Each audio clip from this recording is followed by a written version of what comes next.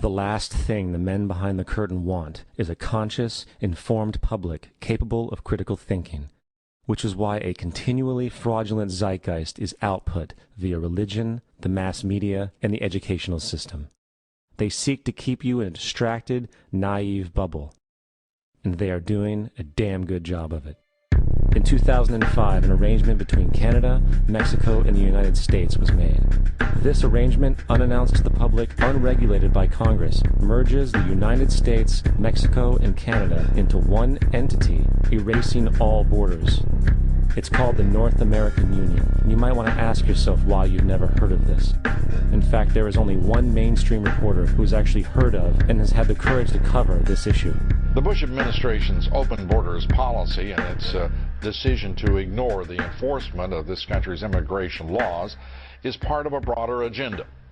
President Bush signed a formal agreement that will end the United States as we know it, and he took the step without approval from either the U.S. Congress or the people of the United States. It's a deal that few have even heard of. It's being done again by very few people at the very top on behalf of the investment class, but the working class of people, political officials across our country, from communities, from cities and so forth, they don't know anything about this. This isn't some trade agreement. It is a total removal of sovereignty from these countries, which will also result in a completely new currency called the Amero. Fall. Apart from that, I think one thing people who are dollar-based need to focus on is the Amero. That's the one thing that nobody's talking about, but I think is going to have a big impact on everybody's life in Canada, the U.S., and Mexico. The Amero is the proposed new currency for the North American community, which is being developed right now between Canada, the U.S., and Mexico to make a borderless community, much like the EU, and the dollar, Canadian dollar, U.S. dollar, and the Mexican peso replaced by the Amero. By default of this agreement, the American Constitution will eventually be obsolete. You would think that a situation like this would be on the cover of every major newspaper.